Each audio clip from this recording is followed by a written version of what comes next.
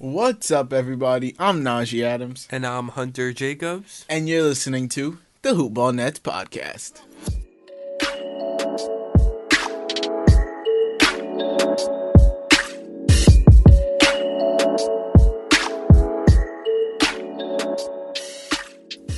So, at this point, by the time you listen to this, games 1 and 2 of the NBA playoffs for the Brooklyn Nets versus Philadelphia 76ers series has been completed.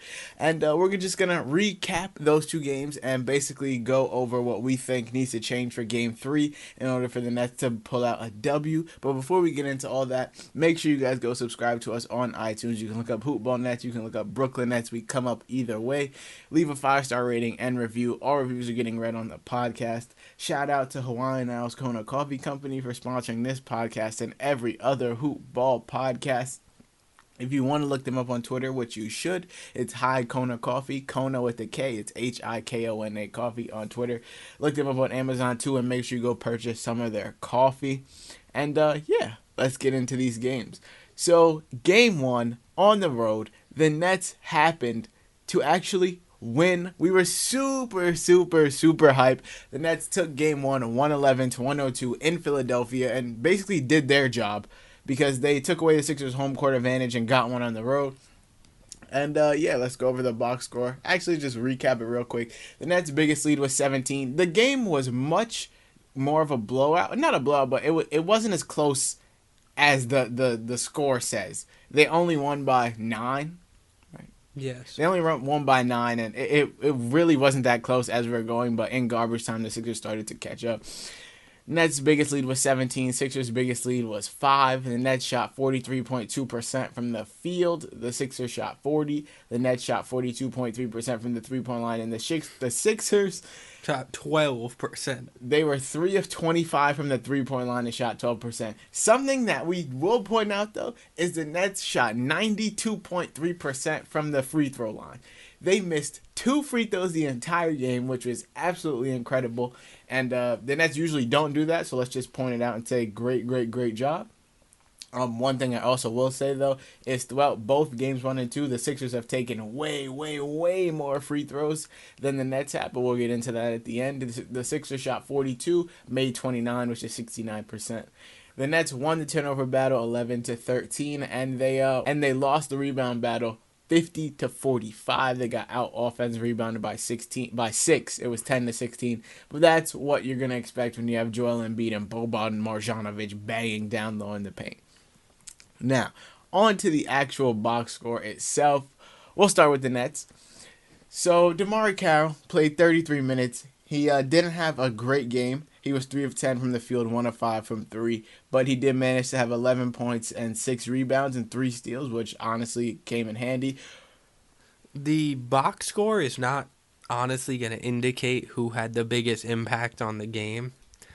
A lot of it was toughness, physicality, playmaking, IQ, things that don't show up in the box score, other than Ed Davis's line that is clearly important, as he had 12 points on 5 of 7 shooting with 16 rebounds and a team high plus 28 in 25 minutes.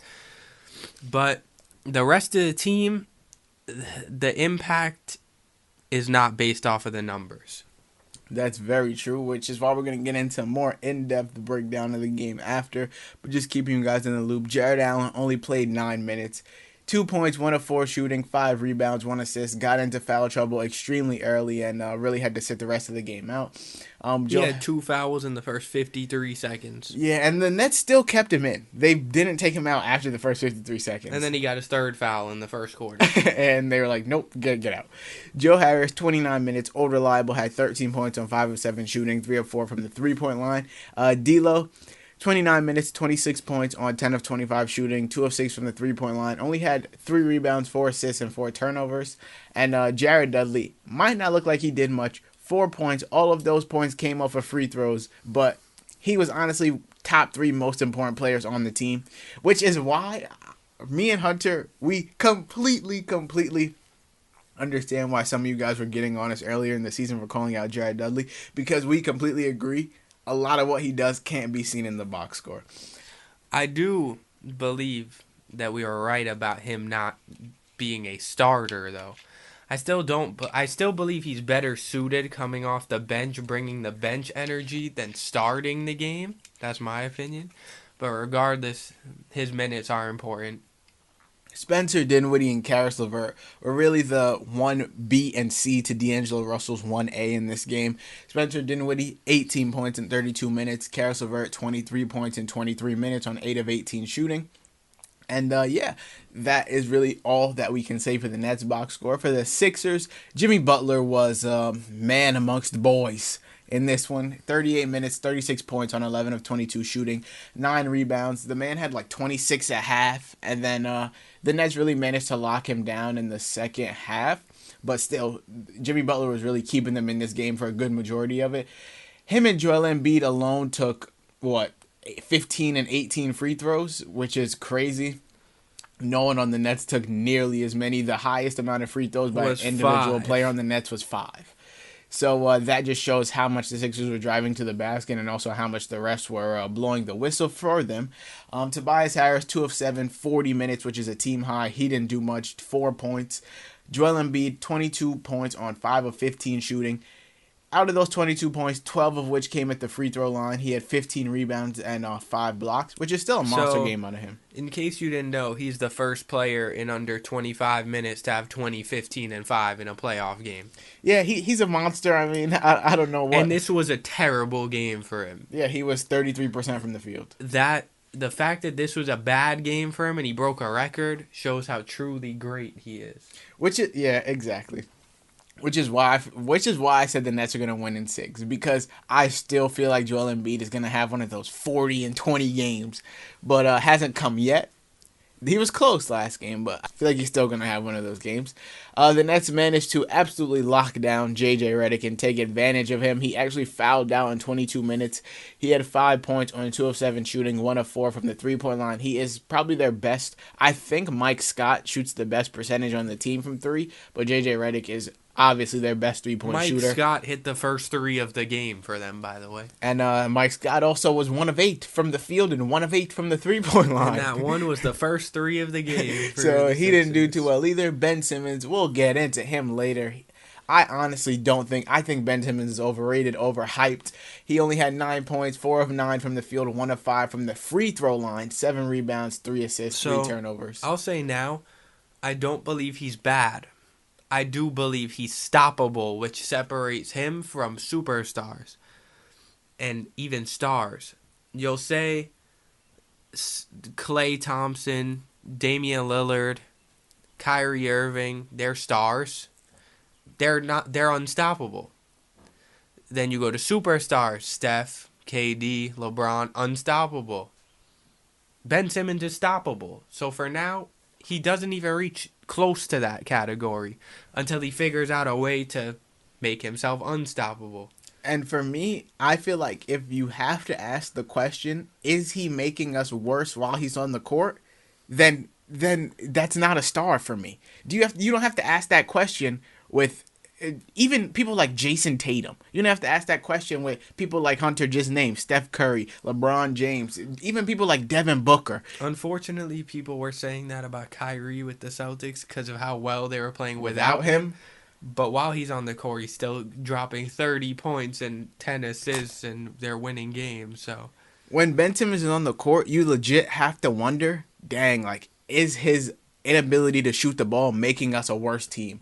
But when he's on, I get it. He's on. In running in transition, getting a full head of steam, getting people open. That makes them better as a team. But when he's not doing that, how useful is he? And if you have to ask that question to me, then you're not a superstar. But with that being said, now we're going to just kind of go over the game itself. So first and foremost, I feel like this series so far, games 1 and 2, has really showed like how playoff games are such a chess match between the coaches, because we see in game 1, Kenny Atkinson coached a great game. Game 2, Brett Brown came back and adjusted, made his move to combat what Kenny Atkinson did, and obviously it worked. But this game was Kenny Atkinson's game. He coached an amazing game. Question, since you were talking about coaching, what film would you put on for your players if you were Atkinson for this series? What do you mean? What game film to strategize against them would you use? I mean, if you're asking me what team basically locked the Sixers up the best, I'd probably say the Celtics. I would put the I would let us. If I was Brett Brown, no, if I was Kenny Atkinson, I would want the Nets to watch the Celtics and how they guarded Ben Simmons and the Sixers in the semifinals of last playoffs. Also, it's useful for that because the Celtics didn't have Kyrie and Hayward, obviously, so their team was as young as the Nets are right about now, with Rozier starting, Jaylen Brown, Tatum, Morris. The only thing they had was Al Horford. Really, that's different from the Nets. Like that Celtics team was very good, but they played over their heads, and it's because of coaching. So if Atkinson was smart, I believe he would have them watch the way that the Celtics played them. And I think he did.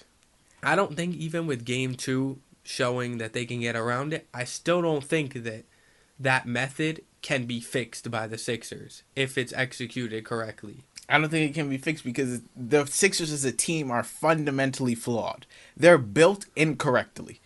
And I'm going to get into that later. But basically, the way the Nets were playing the Sixers was basically helping on everything and leaving, like completely helping and committing to the drive. They don't care because the Sixers have so many mediocre to non-shooters that they would live with the three. So basically, they dared Embiid to shoot because we know he's not playing. He's not playing at 100%. So they let him shoot. He was 0 of 5 from 3.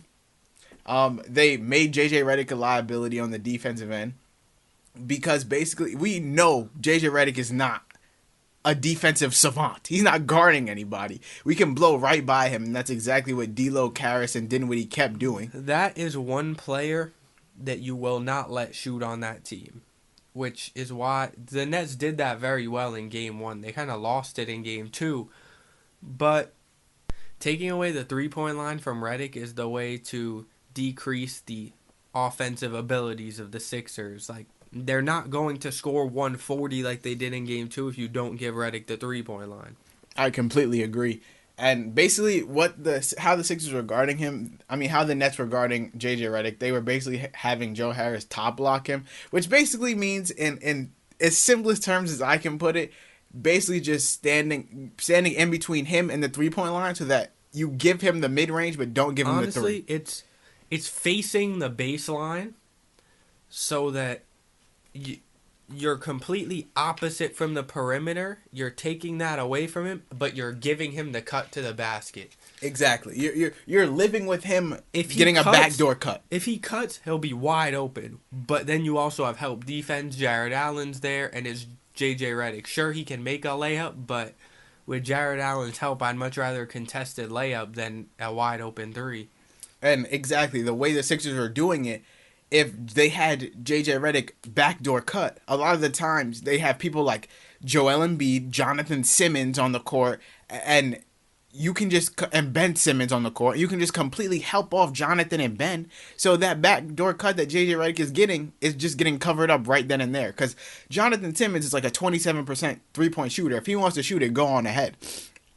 And so that's how they basically took JJ Redick out the game. Obviously, Brett Brown adjusted and got him going in the next game. But the Nets did have a hard time stopping Jimmy Butler in the pick-and-roll mid-range.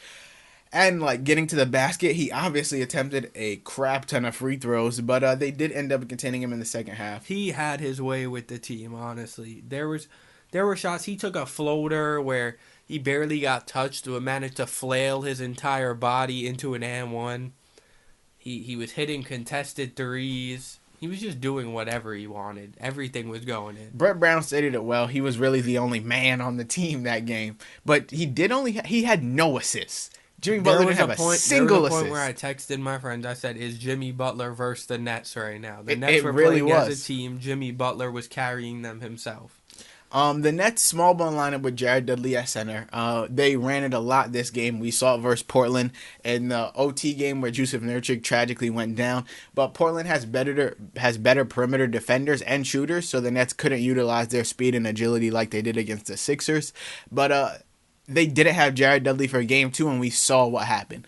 Dudley is honestly so important to this Nets team because he's willing to take a beating and bang down in the low post with Joel Embiid and Boban Marjanovic, but he's also savvy enough to get, and like he's big enough to get them to commit offensive fouls every now and then. Obviously, he's not going to stop them every time, but he has such like experience. Exactly, that's the perfect word. He's so skilled and experienced that like he can get them to commit an offensive foul every now and then. And for new guys like that, he can predict. He studies the game a lot. He knows what moves they have. He knows what their skill set is, so he can guess what they're gonna do, and he plays into that. Exactly. So that's what makes him a hero for this Nets team. With Embiid hurting, Brett Brown tried to use Boban Marjanovic and Jonah Bolden slightly, as well as Mike Scott. I believe Jonah Bolden should be on the court more, and I'll explain why when we get to Ben Simmons. But Boban, he's been important for them in that he does not miss jumpers from the free throw line. The Nets' game plan was to let him shoot as much as possible, and that has backfired a lot. And they're not going to be able to let Bolden or Scott shoot because when they're hitting, threes go in. So none of the big men are ideal for the Nets to guard. They want to see more Jonathan Simmons, TJ McConnell on the court. Honestly. And I honestly feel like if the Nets had a serviceable stretch big, they'd be able to take much better advantage of the Sixers. But Jared Dudley will do for right now because as much as we saw in the last game, as we saw in game 2 when they had Rondé Hollis-Jefferson playing the Jared Dudley role, they don't need to guard him at 3 at all. With Jared Dudley, he went off 2 in this game, but in game 1, but obviously he's a threat from downtown, so you have to guard him. If the Nets had a good stretch big or a serviceable stretch big to come off the bench, that could do wonders for them, which I honestly think they might invest in come free agency. Boban's also a liability on the defensive end, and the Nets used the pick and roll multiple times to get Boban switched on to Dinwiddie, Karras, and D'Lo. Yes, so Dinwiddie and Karras LeVert would get the ball inside the three-point line, catch it, then just dribble out, clear out everyone's space, and they would just take Boban, get a step on him, easy layup. Because if they help, then whoever, which they did sometimes, let's say they help, then Dinwiddie kicks it out, Karras 3. Or Carroll 3. Either way, there is somebody who can shoot on the perimeter, so help defense doesn't work. And Boban being on the court, sure, he'll score and he can dunk without jumping off the ground, but he can't play defense at all once he gets switched onto someone on the perimeter, so that could wind up hurting them. And if they get past the Nets, the Raptors will make them pay with that, if the Raptors make it past the Magic, which I assume they will. And for Boban, he can't just back up and predict a blow-by because Dinwiddie has no problem pulling a 3, and Karras has gotten better shooting 3s as well. So they'll make you pay if you do that. Also, not to bag on Boban, but hey, he's the enemy. He's really slow getting back in transition, which leaves the paint without a real defensive presence on fast breaks, and we know the Nets have an extremely high pace and they love to run. Now, basically on to Ben Simmons. Kenny managed to take Ben Simmons out of the offense, which really shouldn't be that hard to do. If he's not cutting to the basket to catch a lob or running in transition, he's virtually useless off the ball. Okay, so Boston exposed this last year, as we said with the film. They had Horford on Simmons and Baines on Embiid. Obviously, Baines can't stop Embiid, but if you take everyone out of that system and just let Embiid kill you, you will win. Embiid alone cannot win a game. If Simmons is out of the offense, you stop Redick. Jimmy Butler will do his thing. Tobias has been virtually invisible. Letting Embiid kill you is the way that you will win. Ben Simmons being a non-factor is the way that you will win.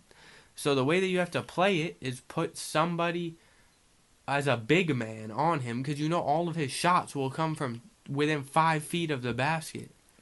I completely agree. As Jared Dudley said, he quoted today, Ben Simmons is great in transition, but when you get him in the half court set, he's an average player. And to me, sometimes he's not even that. And the Celtics exposed that extremely in the Eastern Conference semis last year. The 76ers were plus 48 with Simmons on the bench and minus 63 with him on the court.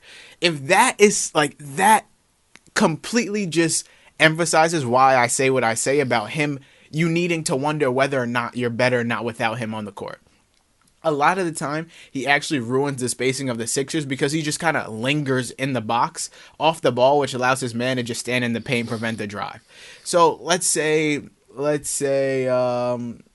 Jimmy Butler has the ball and he's wanting to drive by his man. If Ben Simmons is just camping down along the box, his man is just going to clog the paint, and that blocks off Jimmy Butler's driving lane right there. Sure, there's times that Simmons will catch the ball and get an easy dunk, but I'd rather give up 3 easy dunks in a game to him than let him just have his way on fast breaks over and over and over and over. Ben Simmons' inability to shoot also caused the Sixers a ton of turnovers because his man can sag way off him and pick off passes he tries to make to cutting teammates. Happened multiple times in this game. I remember Treveon Graham did it. Ben Simmons tried to do some little bounce pass, no look. Treveon Graham picked that right off, going the other way. And the Sixers lack depth. The Nets have a ton of it, and I feel like that's another thing that is in the Nets' favor. Do you believe that the trades the Sixers made them worse in the end? Yes, because one, they had Robert Covington, no longer have him. He was a shooter. They needed him. No, the real shooter was Landry Shamet. Okay, so let me just get into why the Sixers are a horribly built team, like I said earlier. So you have Ben Simmons, and he's your starting point guard. Yes? Let's say we can take Ben Simmons out the game, which is clearly possible. So you want to have someone off the bench, a point guard off the bench that can come in and do stuff that Ben Simmons can't. Being they can shoot. Bottom line. For example, Patty Mills even. Exactly. You need a point guard off the bench when you have someone like Ben Simmons that can shoot. That player was Landry Shamet. He shoots about 40% from the three-point line. That's a knockdown shooter, above average for the NBA. But no, they traded him for Tobias Harris, who has shot the ball horribly with the Sixers. Exactly. Tobias Harris, since he got to the Sixers, is shooting, what is it? Tobias Harris is shooting 32.6% from 3. And he was shooting 43.4 with the Clippers. So he's capable of shooting, which is why the Sixers got him. So you can't really blame them for that. But since he's got to Philly, he has not been able to shoot the ball well at all.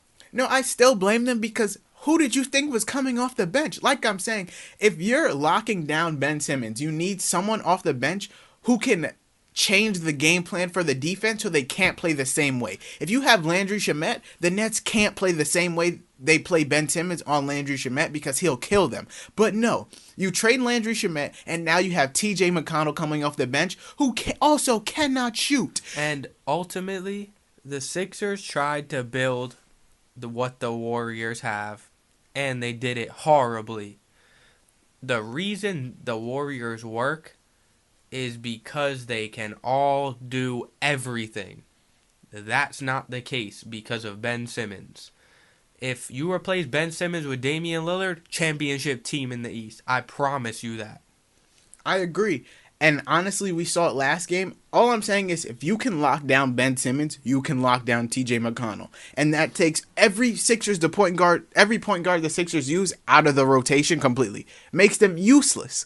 Which is why I feel like they're a flawed team. Horribly built. If you would have kept Landry Shamet, they'd be a much better team. Easily. Because it changes the way that the defense has to guard the Sixers, period. And I completely agree with Hunter. The Sixers have a ton of star power. Yes, they have Ben Simmons, Joel Embiid, Tobias Harris, Jimmy Butler. I get it. And when they're on 51-point quarters. We saw it. But that's the best game they've had all season. They played 10 games together total since they got Tobias Harris. This makes 11. Game 2 makes 12. There's no way that they're going to play that good every game this series. I guarantee you that. And Tobias Harris and Jimmy Butler are so used to having the ball in their hands a ton. If you don't get them going, like, it throws them off their rhythm. And Joel Embiid needs the ball as well because that's the Sixers' biggest advantage. I just feel like the Sixers tried to put a whole bunch of star power together for a whole bunch of players that don't fit right, and now in this game exposed exactly why they don't fit right. If you can lock up JJ Redick, if you can lock up Ben Simmons, the Sixers are done. And Because that's Embiid will have his way no matter what. Tobias, he's the difference maker. Because if he is Tobias Harris, then they'll win. But if he's invisible like he has been, it's not going to work out for them. so when I was watching the Sixers and how the Nets guard Ben Simmons, I thought to myself, why doesn't this work on Giannis? Because he also isn't the best shooter, and he's kind of just like Ben Simmons. So I asked Hunter, what's different? So, well, the first difference in their game is that Giannis can hit a three. Yes, it's not great. You'll let him shoot more often than not, but he can hit it. Ben Simmons cannot hit a three no matter what. You don't have to worry about it. There's games Giannis has hit three-pointers. Ben Simmons cannot. He's never hit a three, period. In his entire NBA career. So that's the first crazy. difference. Second, Giannis is better at everything. Giannis is a better defender. Ben Simmons is an awful defender. I don't care what anyone says. He is a subpar defensive player. He's good when he tries. His attitude is not good to me. Two, Giannis can do what he did today to Thon Maker and post someone up, turn around 5 feet away and just extend dunk right on a 7'1" center's head. Ben Simmons can't really do that. He's just not as athletic. But from a system standpoint, why can't you do that? So the Celtics kind of did that to them, and they still won that series with putting Horford on Giannis. But that's because Horford can stretch out to the three-point line. But I don't believe when the Celtics and Bucks meet this time that will work because of Brook Lopez. Mainly Brook Lopez. The people who are on the court with Giannis when everyone's healthy are Bledsoe, Brogdon, Middleton, Brook Lopez. 4 knockdown shooters. They play 5 out, space the floor. Giannis has his way in the paint in a one-on-one. Because if you help, easy three-pointer. Ben Simmons cuts. First of all, Embiid's probably in the paint already, so it's clogged. If Embiid's at the three-point line, his man helps Embiid 3, I'll take that all day long. He's not knocked down. Brook Lopez is. And then you move to J.J. Redick versus Brogdon. This year, they're about the same, to be honest. Bledsoe against Jimmy Butler, about the same. Maybe Bledsoe a bit more. And then Tobias against Middleton. Middleton is more knocked down. So, in order for Ben Simmons to have a team that would be successful, I believe Embiid can still be there. And Redick can still be there. But I believe Covington or Otto Porter are like perfect small forwards to have for them, which they already had Covington. And a power forward that can shoot that's not Tobias Harris, because he's not a knockdown shooter. That's the bottom line. I guess Mirotic could work for them, but they need someone who, when Ben Simmons drives, kicks it out, knock down 3. Maybe Marcus Morris is a good option. Bottom line, I just feel like Ben Simmons isn't the type of player you can have on your team where you can just crunch a whole bunch of talent together. Ben Simmons is the type of guy, if you're going to have him on your team, you have to like methodically put together your team and build it based around his strengths. Yeah, you have to build the system around him, which, if that's the case, they should either trade him or Embiid, as painful as it is to say, because Embiid is not a knockdown shooter. Like, he can shoot. He's shooting 30% from the three-point line this season. But if Simmons is in Giannis's place, they're not going to be as good, but they would still be a top 3 seed, and they'd still dominate the East most likely, because it would be a 5-out system where he drives three-pointer. Bottom line, they make Giannis play Ben Simmons' role, even though he can do so much more than him. And that's what's holding the Sixers back. That's why they're not going to win a chip in this Ben Simmons, Joel Embiid era unless Brett Brown and Elton Brand, the GM of the Sixers, consciously and methodically build the team around Ben Simmons' strengths and weaknesses. With that being said, done with the Sixers for this game. Let's get into the game MVPs for the Nets. So we've picked 5 game MVPs. We picked the 3 guards, D'Lo, LeVert, and Dinwiddie for obvious reasons. Well, so they each did something different. Dinwiddie and LeVert as a duo off the bench is the second best bench duo in the game. Do you know who's first? Terry Rozier and Marcus Smart. No, Marcus Smart. He starts, yeah. But the Celtics duo would actually, of Jaylen Brown and Gordon Hayward, would actually be top 5. I knew you were going to say a Celtic. But the number 1 bench duo is Lou Will and Montrezl Harrell, no doubt. Those are starter-level players who they just throw on the bench. But Dinwiddie and LeVert, when they play together, the game flows right. And Game 2, he strayed away from it a little bit. Game 1, he was heavy with, when D'Lo's in, they're out. When D'Lo's out, the two of them are in. And it worked so well. Because Dinwiddie would drive, then LeVert would drive. Then Dinwiddie would drive, LeVert would. They were taking turns getting their way in the paint. Or hitting threes on pull-ups, on fast breaks. That was really what got the run started, and it's shown by their plus or minus, since they both have a 17 and 18 plus minus. It's not Ed Davis's 28, but it's a lot better than D'Lo's -10 and Joe Harris's -15. Because the offense was flowing so much smoother when Dinwiddie and LeVert were in the game. I completely agree. A little off topic, while you were saying that, I was just thinking, do you know how nice the Nets would be if their starting center was someone like Brook Lopez?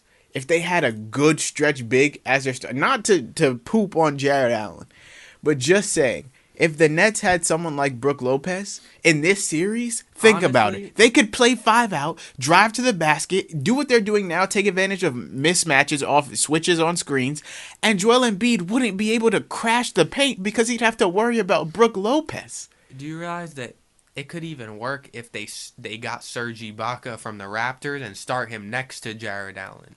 Like, the Nets? Or play small ball with him at the 5. The Raptors were not looking to trade him. Obviously, he's having such a great season. They're the 2nd seed, but that was the perfect person for them to get.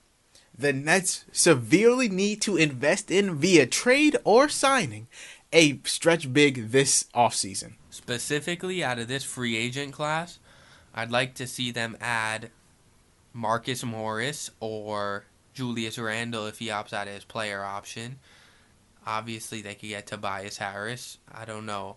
Nikola Mirotic. He is another person who can make you worse based on defense, though. His defense is horrible. True, but so is Brook Lopez. No, Brook Lopez's defense has been amazing this season. But you can still take him off the dribble. Yes, true.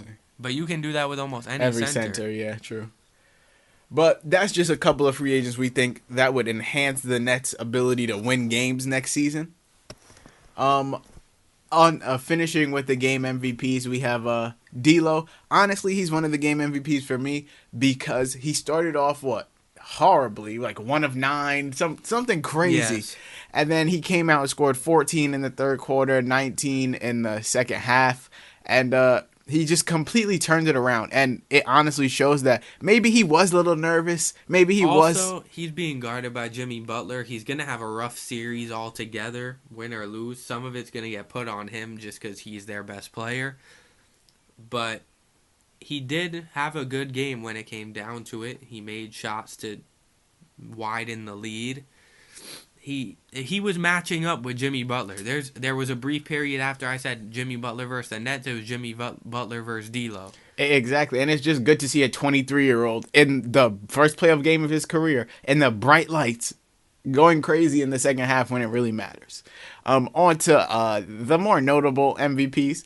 Jared Dudley, for reasons I already said. The man is so important to the Nets in ways that can't be seen in a box score, as shown by Game 2. And Ed Davis. Ed Davis, in my opinion, was the number one MVP. That's my opinion. What Ed Davis did in that game, from rebounding, defense, hustle, it's something, honestly, that Jarrett Allen does not have. And I know I've been hating on Jarrett Allen, but this series so far has not made things any better for him. The man took an elbow to the face. That's all. That's the only thing he's done for this team so far, in all reality. Provide his face to take an elbow. But on to Game 2. Before we wrap up Game 1, we just want to say congrats to the Nets. Extremely important for the borough of Brooklyn and New York in total for the Nets to win this game. And it's crazy to me that some people had never watched a Nets game before Saturday. There were pages that were like, now we have a real team for this city, blah, blah, blah. Damari Carroll quoted it and was like, there's always been a real team, real city, real franchise. He's like, but now it's a team that wants to play together. Like, it's a team that has chemistry. Almost. Like, this is the first family that the Nets have had on the court. The Darren Williams, Brooke Lopez, Paul Pierce, Garnett team, they threw together a bunch of Joe all-stars. Johnson. Threw together a bunch of all-stars. This team was built from no lottery picks. Strictly trades and signings and deep picks. So, yeah, let's get on to Game 2. Like we said earlier, the playoffs is basically a game of coaches playing chess, and clearly Brett Brown made his move in this game. Just so you know, we're going to talk significantly less about this game, being that we're a Nets podcast. They got absolutely destroyed. Brett Brown coached a great game. I'll give it to him. The Sixers were extremely physical with the Nets. Joel Embiid, Boban Marjanovic. They took advantage of their biggest advantage, which is having a ton of size on the Nets. The way Ben Simmons... But they had Ben Simmons on D'Lo this game. The way they guarded him was basically not allowing him to go left, and D'Lo didn't. I don't think he scored the entire second half. And they completely committed to making him go right and use his right hand. He's a lefty, so obviously he's not as comfortable with his right hand. They tweaked the lineup by removing T.J. McConnell from it, which is what I said earlier. T.J. McConnell in no way helps you if you know how to stop Ben Simmons. So in the Game 1, T.J. McConnell played 15 minutes. Game 2, he played 10 minutes. It only seems like a 5-minute difference, but considering this was a blowout, he really only played in garbage time. Also, I will address Boban again. I was watching this game in class, and when I tell you the Sixers' whole offense was give it to Boban at the high post, he looks, oh, no one's open, I'll just turn and shoot a free throw midi. Money, cash in every single time. He did not. I don't think he has missed one free throw line jumper the entire series. Yeah, I've read somewhere that he's getting like 55.2% or 55.6% of his points in the mid range from the free throw line jumpers. Like, obviously the Nets weren't expecting him to be capable of knocking it down. So that's another adjustment Kenny has to make in being able to guard him from the or just telling the players put a hand up at least. Don't just let him take a wide open shot. But yeah, other than Boban, like I said before, they tweaked the lineup, removed T.J. McConnell from it. They got Mike Scott going in this game. They also got James Ennis back, which, according to Sixers fans, James Ennis is very, very important to their team. He played 12 minutes, scored 6 points on 2 of 2 shooting, and had 3 rebounds. Mike Scott in this game really got it going. 15 points in 21 minutes, 5 of 7 from the field, 3 of 5 from the three-point line. The main thing is whatever they did on Ben Simmons and Redick in Game 1 disappeared in Game 2. They combined for 35 on 15 of 24 shooting, and Ben Simmons had a triple-double with 10 rebounds, 12 assists, and he had 2 steals. Redick also hit 2 threes, so... Yeah, for Ben Simmons, he really took a lot of the criticism to heart. Clearly, he started out the game extremely aggressive. And this is where not having Jared Dudley really affected the Nets, I feel like. With Jared Dudley on Ben Simmons, he's been basically locked up in Game 1. And I feel like had they have had him, which they will in Game 3, I feel like it'll be a different game. The JJ Redick, Brett Brown obviously started running more sets for him to get him open and basically negate the top block. And the Sixers actually started top blocking Joe Harris. So they're basically playing the same defense on each other. Although in game 1, Joe Harris was a non-factor, so it really hasn't mattered what he's doing. It mattered more that Ben Simmons, J.J. Redick, and Tobias Harris all were scoring in this game. J.J. Redick, 17 points in 24 minutes, 7 of 12 from the field. He still had 4 fouls, and he hit 2 of 5 from the three-point line. Joel Embiid, 23 on 8 of 12 shooting in only 20 minutes. He had 10 rebounds. He also almost fouled out, but had but he had a plus-minus of plus 26. And Tobias Harris had a team high plus 30 plus minus 19 points. Only went 5 of 12 from the field. He was 7 of 7 from the free throw line. Amazing. See, this is the one thing. The Sixers played this game perfectly. When your leading shot taker in the game is Boban Marjanovic and all of your starters have between 10 and 12 shots, that is the most efficient way you're going to score. One person taking 30 shots is not going to do anything for them. There's a reason they have all this star power. They need to use it.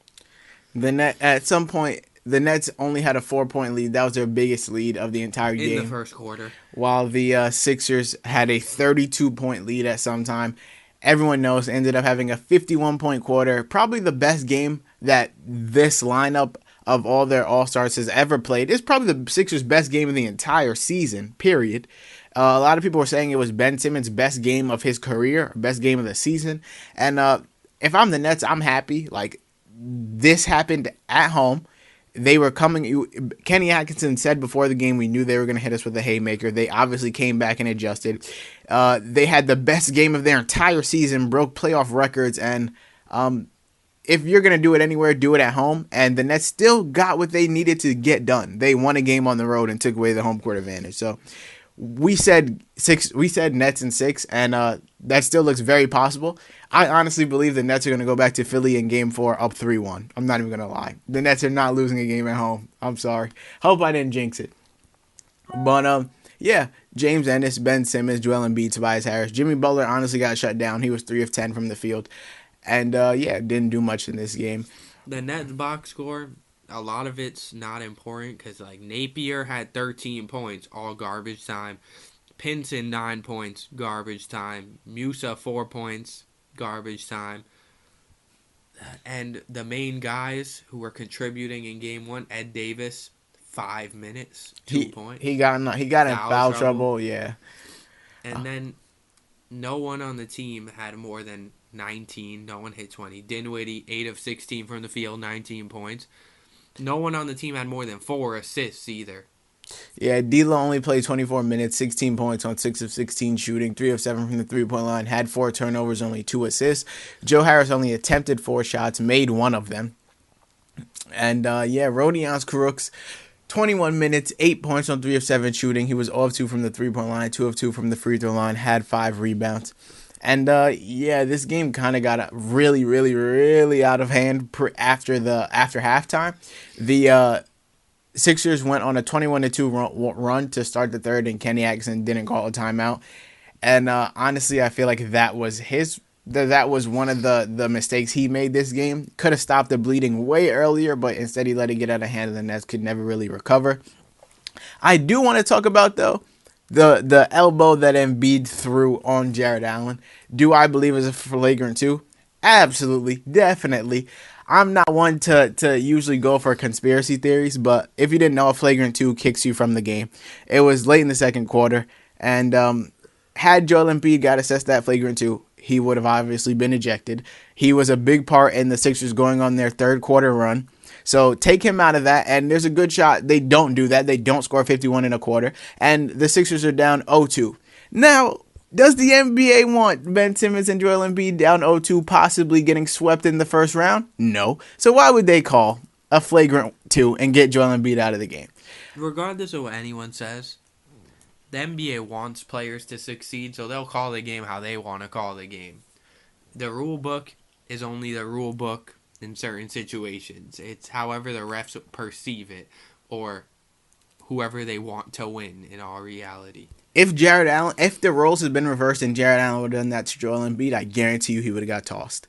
And a lot of people are saying, some people are saying it's not a flagrant 2. That's clearly a flagrant 2 to me. He looked him right in the eye and threw it reminded me of the James Harden Meta World piece or Ron Artest elbow back when the Lakers were playing the Thunder.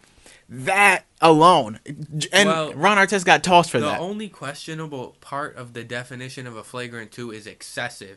Yes, it was unnecessary, the contact, but was it excessive? That's the thing. It's about whether or not he followed through and did something extra above the contact. Also, this goes right into it. I honestly want to talk about the Sixers being disrespectful and arrogant. And if this wasn't a rivalry between the Nets and Sixers, I definitely believe it is now. I feel like things are gonna get chippy in games 3 and 4. So the Sixers are also rivals with the Celtics. If they play the Raptors, they're gonna become rivals with the Raptors because they're not mature. Neither are Sixers fans, honestly. So in NBA 2K, they always have the Sixers winning the championship based on pure talent.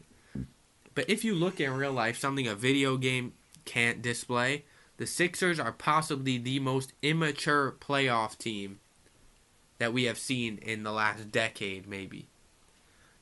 They do not know how to handle themselves. They call starting forwards that other kid. Yeah, let me just talk about that real quick. So Ben Simmons was asked what was wrong, and in the first game he said, they've got Dudley on me and that other kid, so I've got to be aggressive. That other kid being Rodions Kurucs.